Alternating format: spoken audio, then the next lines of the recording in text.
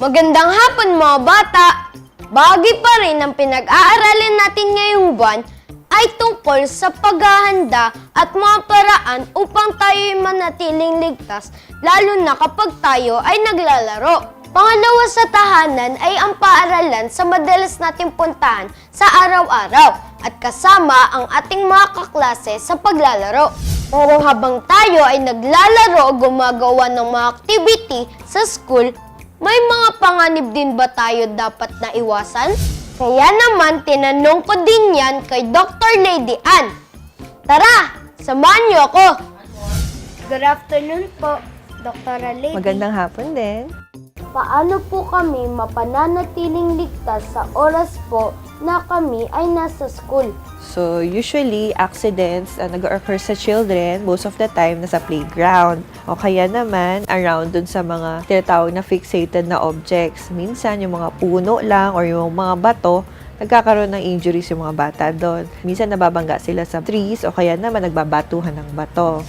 Ano pong may tutulong namin sa aming mga guro at mga magulang para maiwasan ang posibleng aksidente?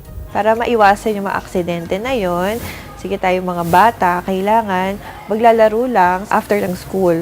Make sure nga, no, kung maglalaro, kailangan tingnan yung environment kung safe siya. Minsan kasi pag may naglalaro, iwasan sana na makipag-away din. Kasi usually, nagkakaroon ng collision between doon sa naglalaro. Pwede magkaroon ng pag-aaway, di ba? Hindi pagkakaintindihan, then nagsusuntukan sila. So, para maiwasan din yon, kailangan magkaroon ng disiplina din. Maraming salamat po, Doktora. Thank you din. Kaya mga bata, laging mag-iingat ha! Meron man kasing nagbabantay sa atin kung makukulit tayo at hindi marunong sumunod ay maaari nating ikapahamak ito.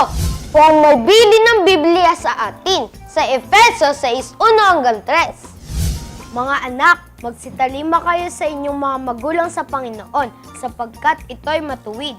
Igalang mo ang iyong ama at ina na siyang unang utos na may pangako upang yumaon kang mabuti at ikaw ay mabuhay na malaon sa lupa. Maliban sa school at bahay, may isang lugar pa na siguradong gustong-gusto natin puntahan mga bata. At yun ang park. May panganib din ba na dapat natin paggandaan kapag nandun tayo? Para malaman natin yan, samahan niyo ulit ako bukas kung laloobin ng Diyos. Hanggang sa muli, dito lang sa Bensi Bibo!